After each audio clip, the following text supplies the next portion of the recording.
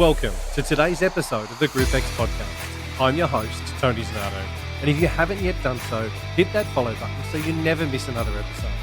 Today, I'll be talking to Andy Hateley, trainer and presenter for Les Mills Asia Pacific. Andy shares with us how she got into the industry and what happened at her first quarterly workshop being stopped by the police, along with the challenges of having the same music in multiple releases. So grab your favourite beverage, sit back, and enjoy the show.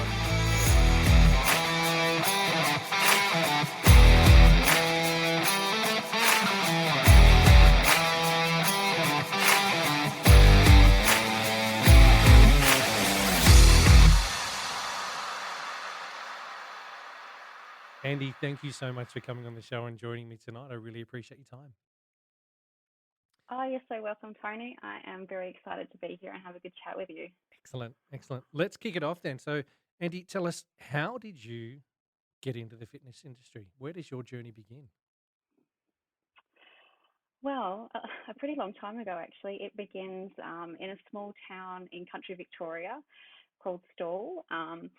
And my first times in a gym would have been at a place called Planet Feel Good, of which Lisa Cosson is the Yes. owner and manager. And that gym actually moved from Stawell to Horsham eventually. Oh, wow. Yep. So I first started out going to a gym there, but I guess that was also in part with throughout high school. I grew up in a family that played a lot of weekend sports, so competitive sports like netball and tennis. And then through my high school, I did competitive school aerobics. And then following that, I occasionally attended Lisa's gym and did a bit of body step and a bit of body combat.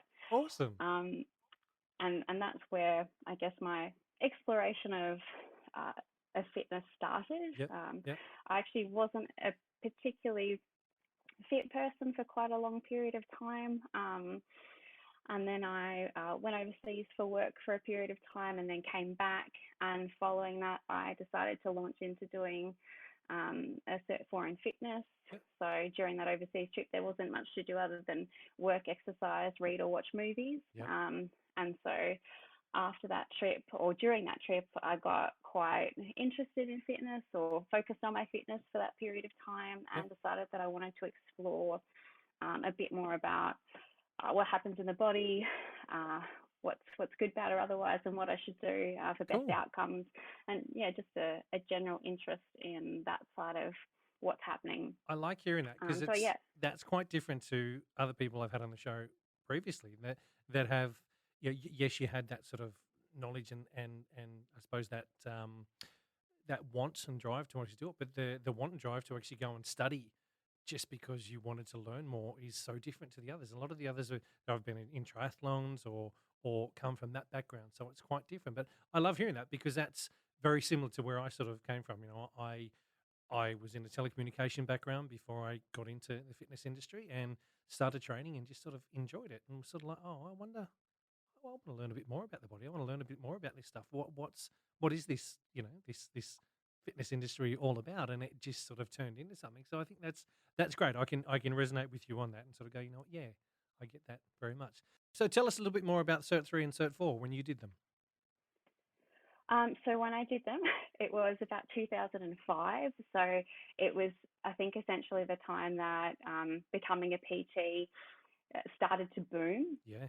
And on the course, I met a number of other people. I think we had about 25 people in our course, and I did 4 months worth of weekends, um, and then sort of studied throughout the week. And then we had all of our assignments and stuff to do and submit at the end.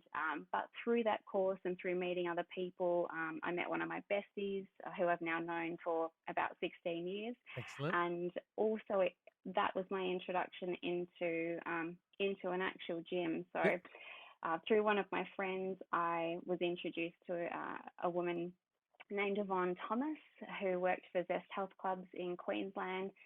And Yvonne actually gave me a ticket to participate in Body Combat Les Mills training. So I Oh, used to go wow. to her classes, Yep. participate in Body Combat and Body Pump, Yep. and I absolutely idolised her. She is was and is a fantastic role model and just an absolute inspiration. So I was very, very lucky in that I was handed an opportunity of which I was very fearful about, Yep. but went in and had a crack. Yep.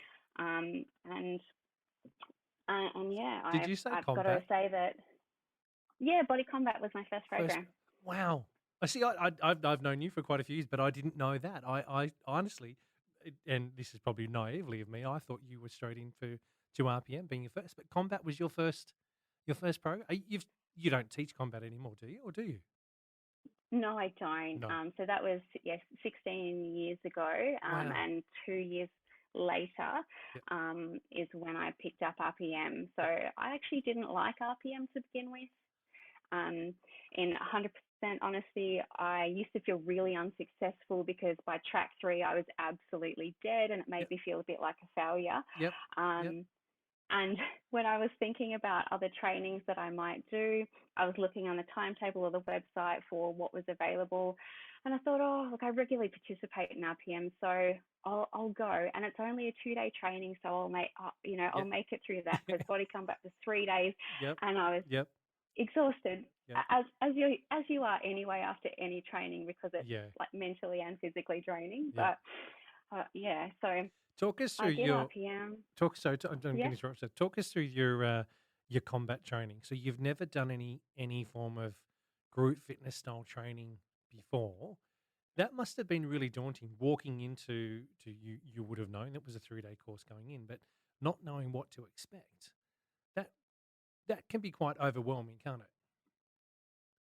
Yeah, it really can be, but I've got to say that I felt really supported. Yep. Um, and the coach or the training was very clear and well structured. There were some things that obviously I knew that I needed to go away and practice across the multiple weekends because at that time it was 2 days up front on one Yep. weekend and then one day the following weekend. Yep. Yep. So across that week, I obviously put more time and attention in through those things before our assessment day. Yep. Um, it was really great because and I think it happens, well, it definitely happens now, is that we're sharing the training with like-minded people, Yeah. Yeah. people that are open to learning, that are interested in understanding what they're trying to produce and how they're trying to support other people through that class experience. Love it. I love hearing that because it to me it's the essence of what training is and the experience that you had, and even though we know that most training has changed now from the 3 days, how it used to be, down to the 2 days, and that from back in the early 2000s. Um, Yeah. I think that's great though that you went in there having the support as well. I think a lot of instructors that walk into it not blindsided by it, but they walk in sort of really not knowing, and it can be quite overwhelming. You know, at the end of day one, I remember with the indoor cycling stuff that I used to do with Network, you'd see some people sitting there at the end of day one in tears in the corner. You know, it's so I, confronting and so overwhelming. And it's like, guys, you know what? You are going through a massive change here and a massive, you know, it's an experience that you will have with you forever. You know, but I used to say to those guys, don't stop. You know, you're here. You've got the tools with you. We're all here to support you. It's just I never ever saw the assessments on day one or day two as pass or fail. It was more, you know what, you're having a go. Get up and have a go. That's all it is. Because yeah, you're not meant to walk away from a 3-day course being an absolute gun and nailing it and being, you know, Top Gun hero going, yeah, cool, I can walk out there and cover every single peak time slot. You walk out of that course going, cool, I've got the basics. Foundations are set.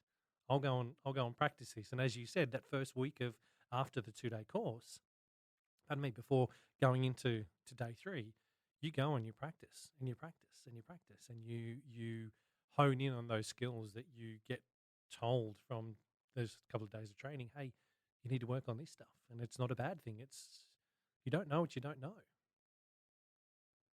yeah, and I completely agree with that in that it took me 3 months of team teaching RPM after doing my training before I felt more confident and competent about what that I actually could get through the whole class, teaching with a reasonable amount of coaching that I felt was like satisfactory and a good outcome for the class, Yep. still motivational. Um, yeah, so it does take time, Yeah. but it's a great experience. This is the Group X podcast.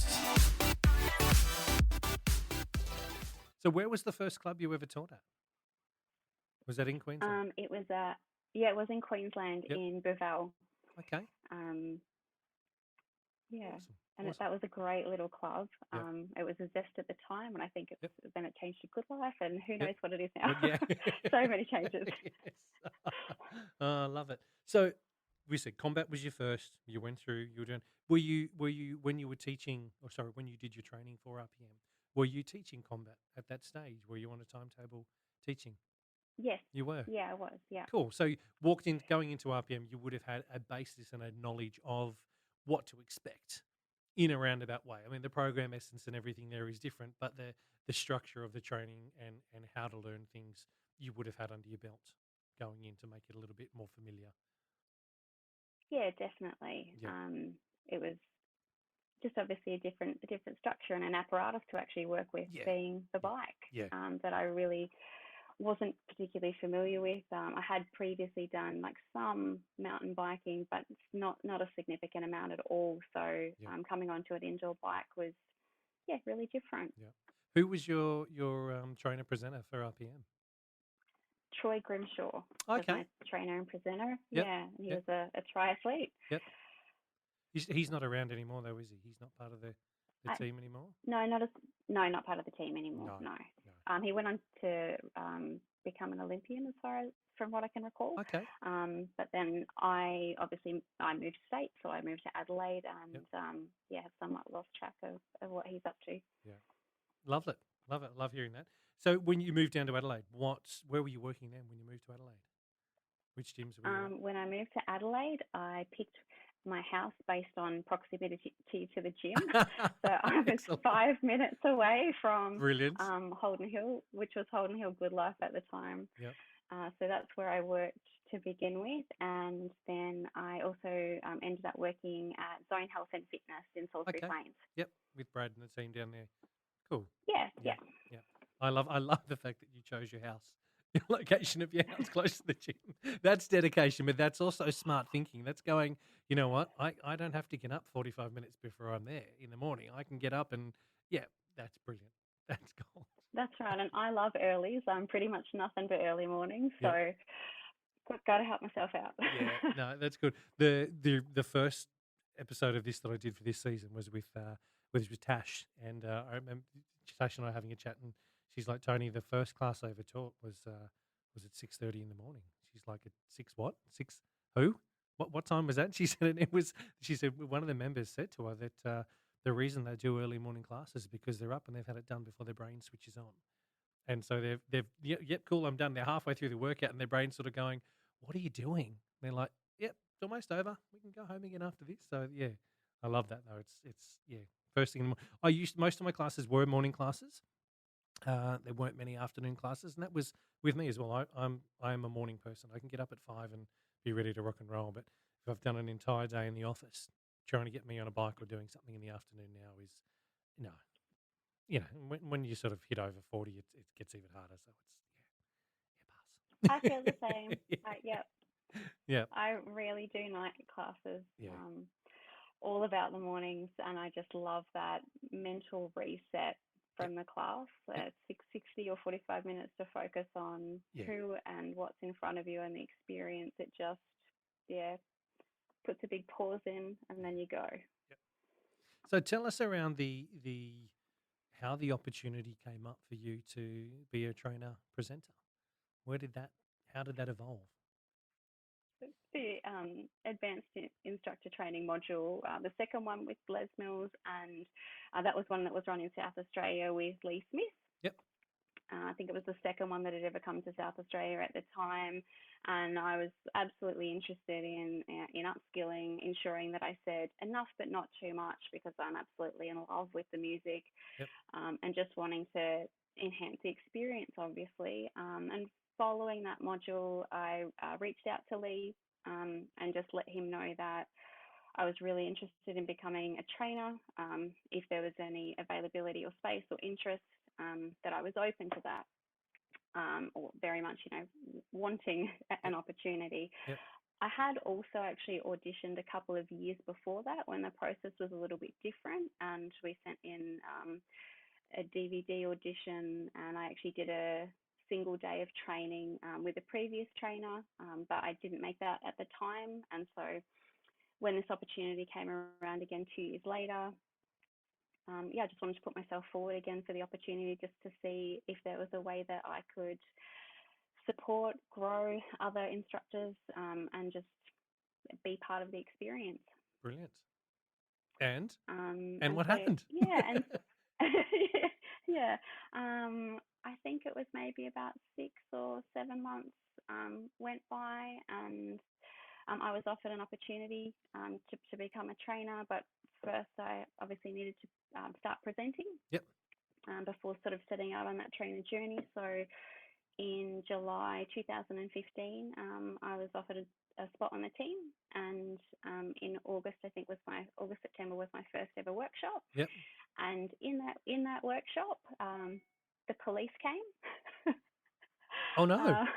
The police came and actually stopped the workshop, and removed someone from the class. So that was an interesting and awkward experience. Oh wow. But like the true professionals that we were, we just paused, pressed play, and kept going after that incident.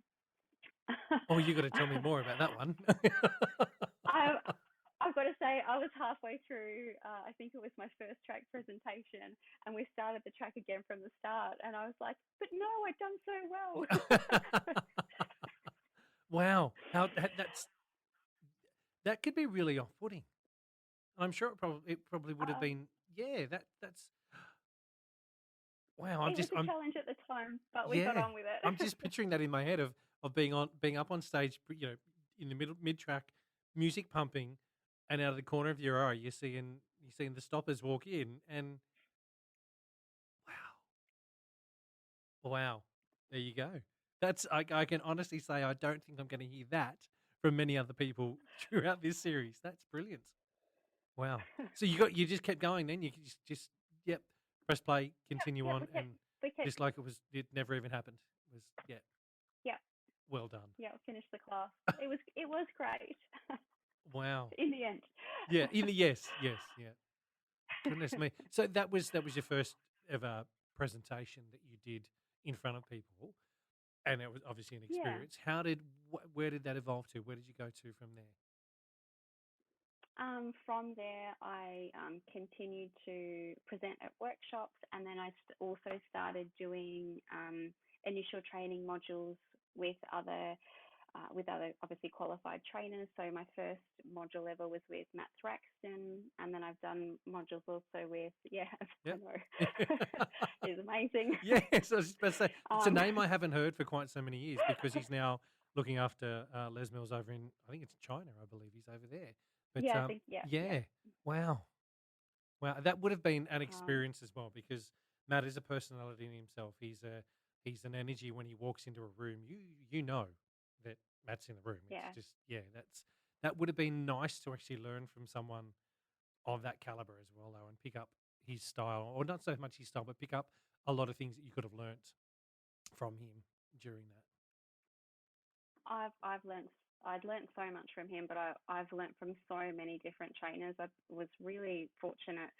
Like I've worked with Amanda Breen on a training module. I've worked with Libby Howard on a training module, Sam Winter on a training module.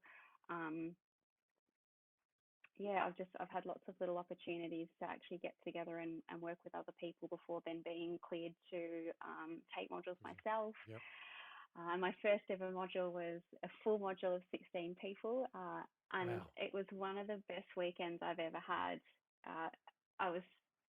Every module is a wonderful and different experience, Yep. but we had an epically good bond, and we actually still have that now. Whereabouts was that one at?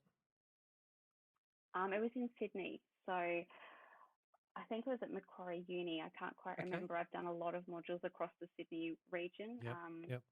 Sydney and ACT had generally been my space until COVID, and then we've taken some more training options and put on some more trainers since then. This is the Group X podcast. Tell us about the first 5, if you can remember this, 5 minutes before your first initial module training with those 16 people. What was going through your mind? How was your stomach feeling? Give us a bit of a, if you can remember that, what was going on? I think it feels the same pretty much any time Yep. that I kick off a module, whether I've got 5 people or 16. And I always feel incredibly nervous. My heart will be racing. I will feel a little bit sick.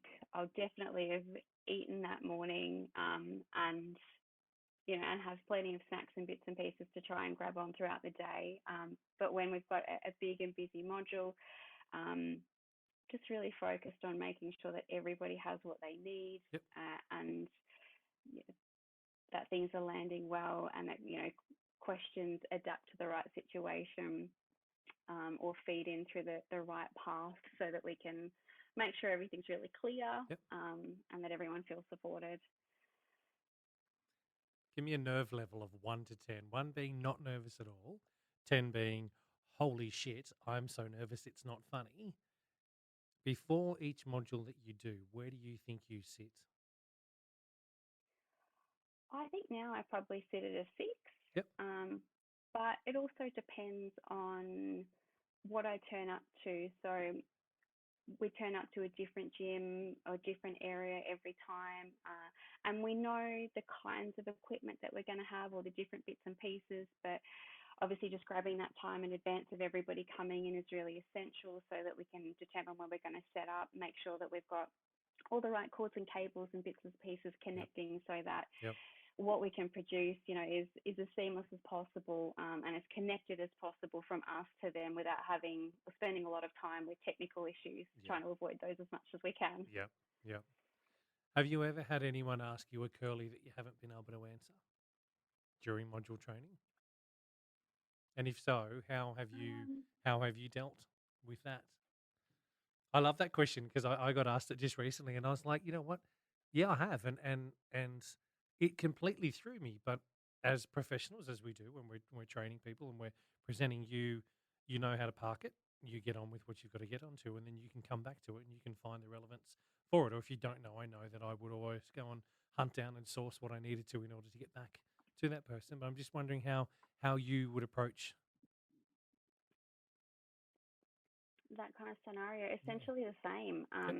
I would early on, Yep. In the start of my training, if I got thrown something I wasn't sure of, then I could shoot off a text message to another trainer or to the office to help assist in getting an answer. But typically I will never answer if I don't have the answer, and I'll get back to them so that the information is accurate. And what they need. Yeah, cool. I love that, because it's honest. Yeah, it's it's you. Yeah, and when I say that, I mean that in a nice way. I don't mean that in any negative tone at all. But that's from the Andy that I know. That's 100% accurate to you as a person, and the person that I know. You're not a person that's going to bullshit to someone. You're not a person that's going to lead someone down a path that's the wrong way. You are honest and humble in yourself to go, you know what, no, if I don't know, I'm going to find out for you. I'll come back to you, because you're caring and you give a shit about who's in front of you. You care about those people. I've said this to a lot of the guys that I've been chatting to. There's different level of trainer presenter that's out there. There's a lot of trainers and presenters, and everybody I've spoken to so far has been on that level of, you do this because you want to pass on something to people. You're there to help, as you've said. You want to help that person be the best that they can possibly be in what they're doing. Yeah. There are some trainers out there that are in it for the complete wrong reasons. And I know that from years of working at Les Mills, and even now, a lot of those trainers have moved on. Yeah. They didn't last long because they weren't the right fit. But they were around for a while, and it was very much the people that needed to be idolized, the people that were in the role sort of going, you know what, I'm doing this because I need you to make me feel better. Yeah. Not because I'm here for you, but I'm here to I'm going to have 1,000 followers and you're all going to love me and I'm going to be fantastic and it's going to make me feel so much better, And that's the I look at that and I go, you know what? That's the what I class as the Instagram trainer. Are they really doing it or are they just doing it for the likes and the follows? But it's nice when I chat to you and I know from my experience in team teaching with you in Canberra and knowing you as a person that your heart is in the right space and what you're doing is for the right reasons, which is so nice. And I think a lot of the trainers or trainees, I should say, or instructors that have been trained by you would probably be feeling the exact same way. Know you as they have in that journey would turn around and be like, Tony, yeah, she's what you see is what you get with Andy.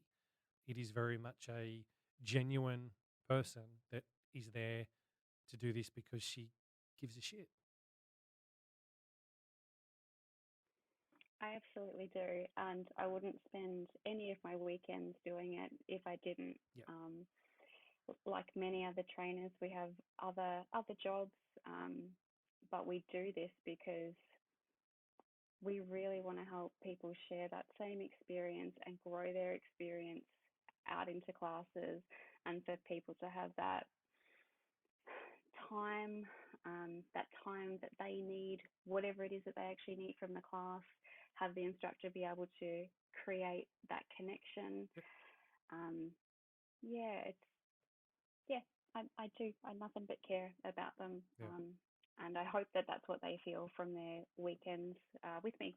Yeah. And then as they go out into actually teaching. Let me ask you a question in relation to what your journey has been and the time that you've been in the industry. What has been the highlight of your journey so far?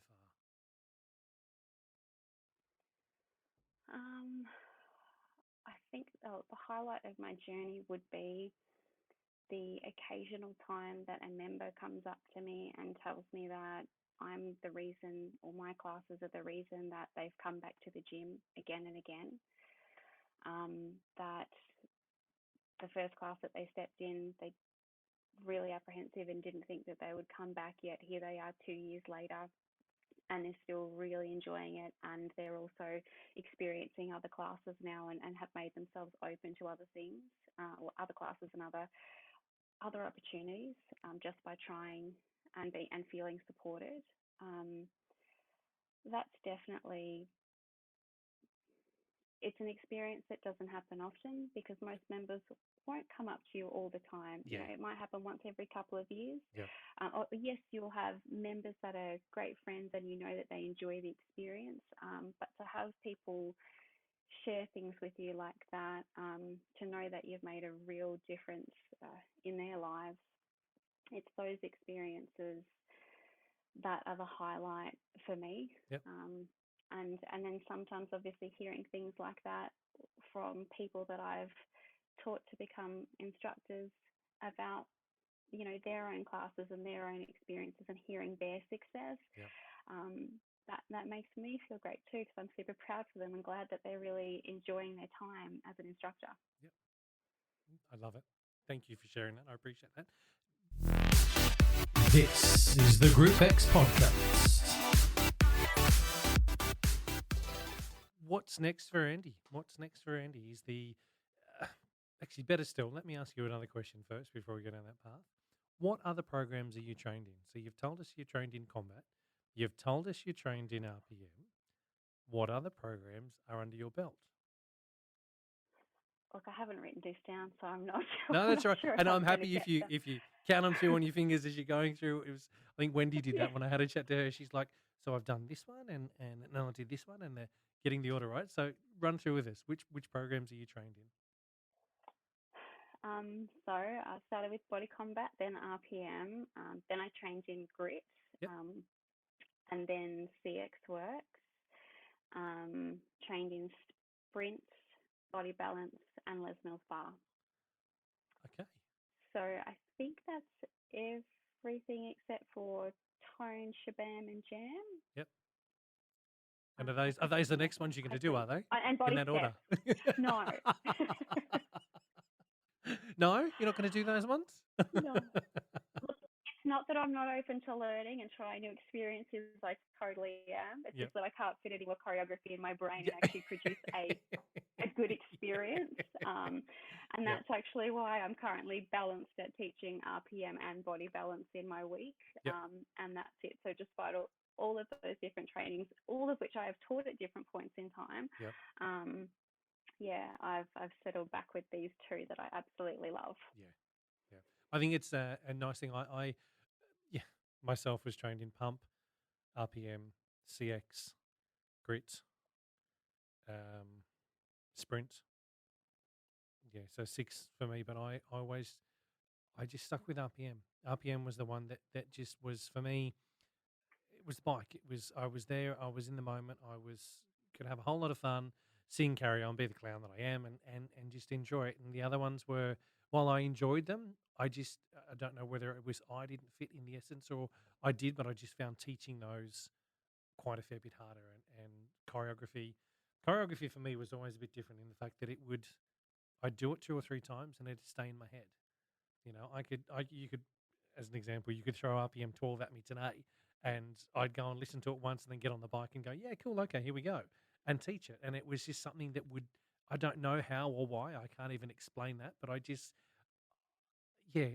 would just be playing it in my head and know exactly what I had to do at any time. So I never really had to run over Corey for RPM, but for all the other programs, oh my god. Trying to learn pump, and then I know there was a routine for pump, and singles 2-2, 3-1, and 4-4s, and whatever it was. But my God, no, the brain just wouldn't compute with that kind of stuff. So I totally rate with you when you say that. Yeah, programs that the amount of Corey you need to stick in your mind, and there's only so much, especially when you've got a full-time job as well.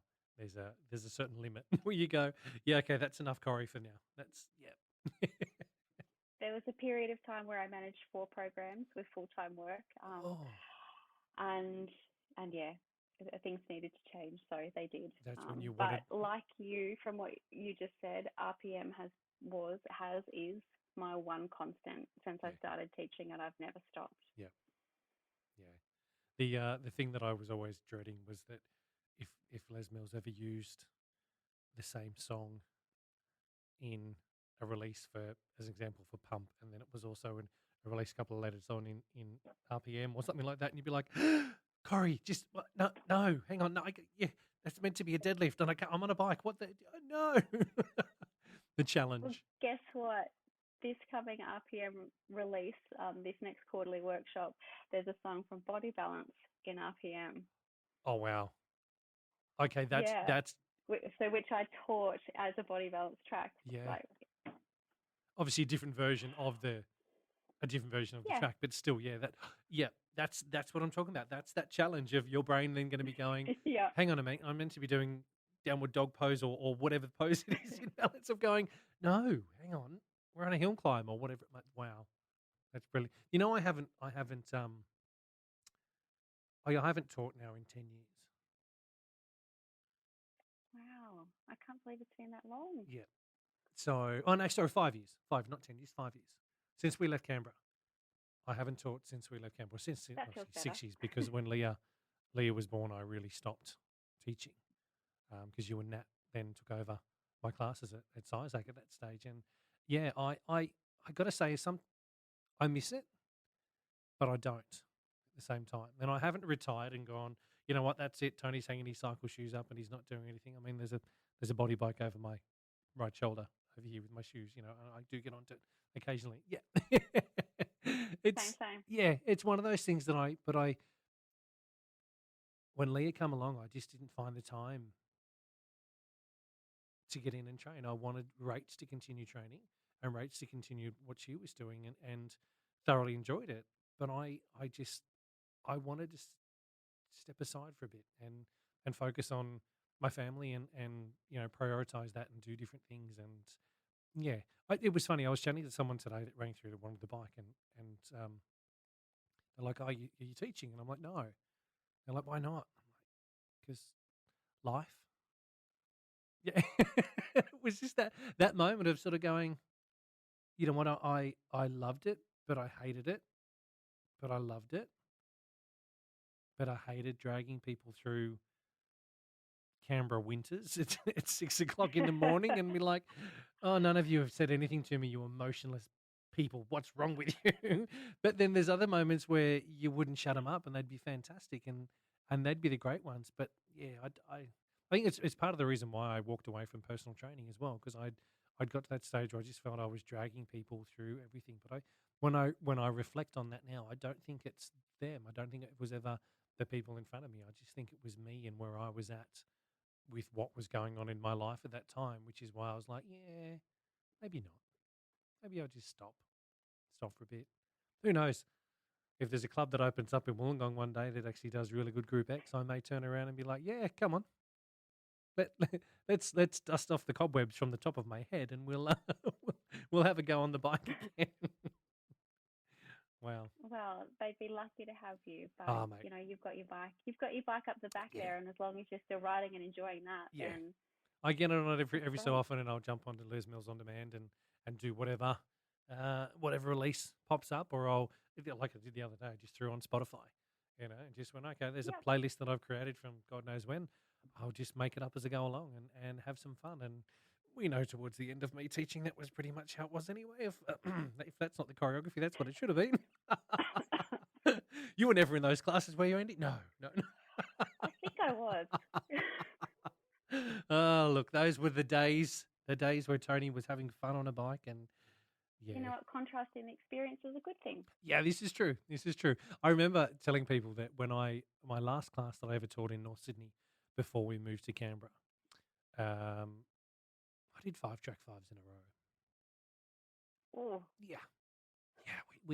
We had it was a cycle class at the time. That wasn't RPM. It was put down as a cycle class because I just told them I wanted to have some fun, and we did 1, 2, and then 5 track fives, and it was yeah, it was a party. It was a party on a bike, and I think we all walked out of that. sorry. We all walked out of that looking at each other, going, "What was that?" But it was a whole lot of fun.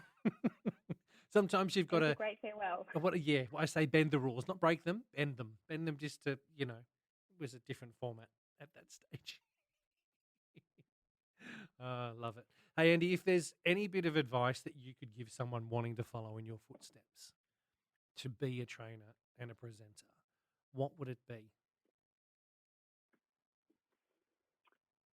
That's a really great question. Firstly, start with completing advanced training Yep. through Les Mills so that you can sit down and actually have some time to really assess why you do what you do and think about your purpose within it. Um, and understand that it's about supporting a united community. I know that you commented before in some people's minds it's all about them um, in that position, but it's not. Yep. It's absolutely all about everybody else, developing them and supporting them. And with your members, have fun, be creative, be consistent, and let yourself be challenged. If that's a goal for you, um, then go right ahead and put yourself forward however you can. Um, as I said before, I didn't make it through my first application process. Um, there won't always be space at the right time in every program or in every state or location potentially. Um, but all you can do is be your best, do your best, and put yourself forward. I love hearing that. Thank you for an honest and I'd say informative answer. Um, there's because I know there's a lot of, and you would know this as well from people that you've spoken to at quarterly workshops and the like, that there's people that idolize trainers, and that's fantastic. I think that's a drive and a passion to have.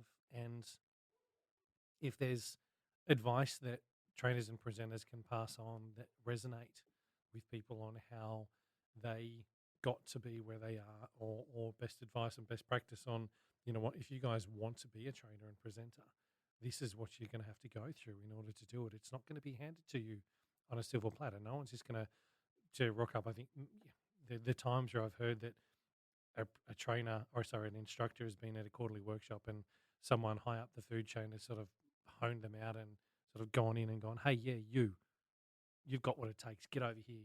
You're going to be a trainer presenter. I don't think those days work. I don't think they exist anymore. I think it is more, you've got to have talent. You've got to show people that you are keen. You've got to almost jump above the rest of the people that are out there. And as you say, doing advanced module training, getting sign off, and being known not to be a pest, not to be that person that is hi me, I want to do this, I want to go. It's more letting them know, letting the people know in the right places that, hey, you're keen to give this a shot. If the opportunity arises, I'd like to be over. Yeah, I'm over here, letting you know. And I think that's to me is part of why this presenter trainer series was so important, and part of the reason I wanted to try and do it was to not only share your experiences and how you guys got into it, but so people can pick up bits and pieces on, if they're wanting to do it, how they can go about doing it as well. Well, there always needs to be a next generation. Yeah. Otherwise, we won't get to do what we do. So true. Yeah. Or share it in clubs, or become a participant and be a participant later. Yeah. This is the Group X podcast. What does the future hold for Andy? In the Group X space, what does the future hold for Andy? Are there things that you want to tick off a list that you want to achieve? Are there things that you've set goals around that you want to get out there and do? I asked that in and I'll lead into this a bit more, that the last 2 years have been a challenge for everyone with COVID, with lockdown after lockdown after lockdown after goddamn it lockdown, and restrictions put in place for everybody. Has it given you time to reflect on where you're at in your journey with everything, and are there things that you're looking to achieve or conquer within this space? I actually think that the last 2 years has made me quite content with where I am. I love teaching initial modules. I love sharing those weekends and that experience. I also love quarterly workshops, in the fact that we get together and just have a great experience when we can do that. But soon that's coming up. Yes. Really soon. This weekend even. Sorry, I don't know when you're gonna. No, that's right. Dump this soon. Yes, look, today's the 22nd of the 2nd, 2022. So yeah, for anyone listening, that's when we've recorded.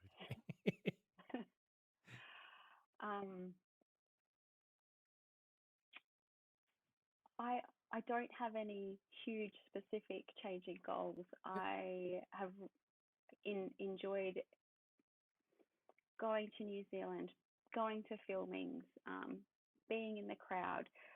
Had the absolutely incredible opportunity of being on stage in the Sydney filmings. Yep.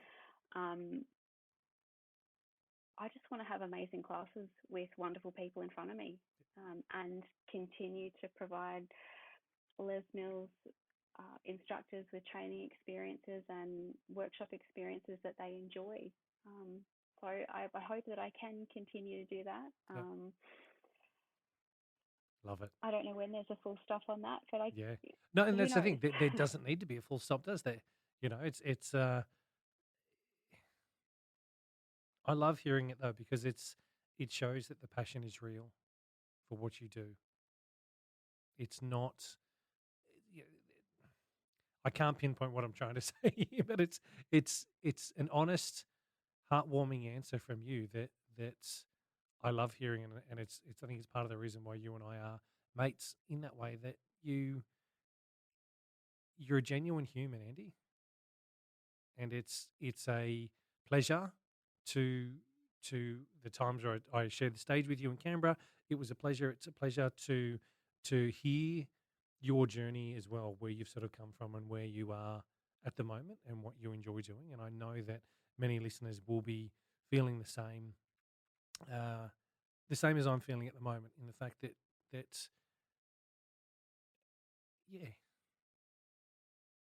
we just thank you for what you do. is really the only way I can say that without that meaning coming across too deep and meaningful and soppy for anyone that may be listening. But no, it's yeah. Just thank you very much for who you are and what you do and what you bring to our industry and our space. I know that you've touched a lot of hearts, a lot of people with what you're doing. So don't stop. Keep going. Well, thank you. I always think if I wasn't a trainer and presenter, I still want to be teaching classes no matter what. So for me, it is all about them, and anything else I get to do is a huge bonus um, and a great privilege. And I really treat my quarterly workshop weekends or initial modules in that way, that it is my privilege to actually be with everybody in the room. Yeah, I love that. Thank you. Thank you so much for coming on the show. Thank you for your time. Thank you for joining me and sharing your experiences and everything with us. It's been an honor to have you on and a truly great story. So thank you. Well, my pleasure. Happy to be have been a long time listener, first time caller. Love that.